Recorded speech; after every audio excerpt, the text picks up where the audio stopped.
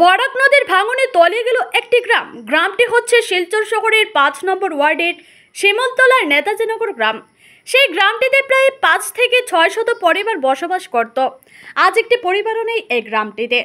সেই গ্রামের প্রায় ১০০ পরিবার অসহায় অবস্থায় নদীর পাড়ে ভাড়া বাড়িতে অবস্থান করছেন। অনেকে বিপজ্জনক অবস্থায় নদীর পাড়ে অবস্থান করছেন। যে কোনো মুহূর্তে ঘরবাড়িগুলো তলিয়ে যেতে পারে নদীর জলে।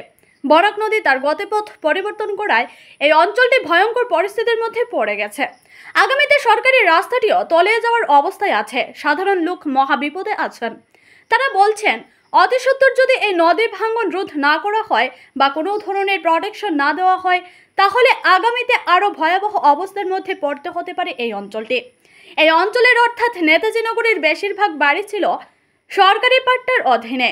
তারা দাবি করছেন তাদের ক্ষতিপূরণ সরকারের তরফ থেকে দেওয়া হোক। এটা আশ্চর্যের বিষয়, জনতার এখনো পর্যন্ত প্রশাসন, বিধায়ক ও সাংসদ বা তাদের প্রতিনিধি পরিদর্শনে আসেন না এই অঞ্চলটিতে। নদী ভাঙনের ব্যাপারে কথা বলতে উপস্থিত ছিলেন রাসমন দাস, দিলীপ দাস, অজিত দাস, পরেশ দাস, দ্বিজেন দাস, রামগোপাল দাস, মনলাল দাস, জগদীশ চৌধুরী, চন্দ্রধর দাস, প্রসেনজিৎ দাস ও বিশ্বধর দাস আরও অনেকে। Bureau report, Barak Bani news network.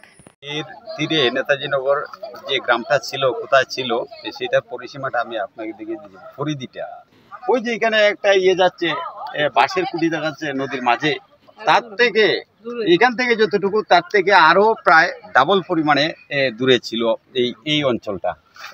Totally আপনার এখানে একটা গেট আছে, সুইচ গেট পর্যন্ত এই এতটুকু ছিল। ওইদিকে মাঠ সহ এখানে যে মুদ্রামুখ ফুটবল খেলার মাঠটা ছিল, এই মাঠ নিয়ে একেবারে ওই সুইচ গেট পর্যন্ত ছিল।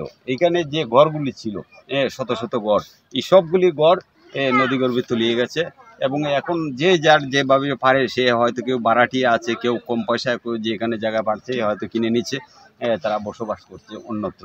কিন্তু এখন যে প্রায় আরও ১০০ পরিবার আছে বা ১০০ পরিবারের উপরেই হবে, এই যে পরিবারগুলো, ওই যে সামনে একটা ভাঙন দেখা যায়, একটা গাছ তলিয়ে গেছে, ওই যে দেখুন একটা গাছ তলিয়ে গেছে। এর সামনে ইন্দিরা আবাসের ঘর পেয়েছে, যেহেতু পাট্টা ল্যান্ড আছে গতিকে তো সবাই ঘর পেয়েছে, নতুবা তো নিশ্চয়ই তারা পাইতো না ইন্দিরা আবাস প্রধানমন্ত্রী যোজনার ঘরগুলি।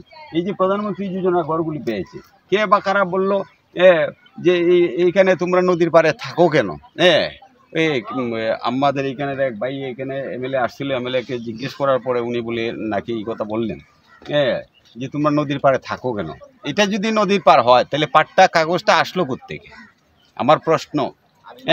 গতিকে এই প্রশ্ন বা বিভিন্ন মনের দুঃখ আবেগ অনেকই আছে, এইগুলি বলার দরকার নেই। আমরা এখন শুধু চাই সরকার পক্ষ থেকে ওই এইখানে শিমুলতলা একটা শ্মশান আছে, ঘাট আছে, শ্মশান ঘাট থেকে একদম মধুরামুখ পর্যন্ত যেন তাড়াতাড়ি প্রোটেকশন দেওয়া হয়। গভর্নমেন্ট থেকে যদি প্রোটেকশন না দেওয়া হয় সেই মানুষগুলির দুর্গতি হবে।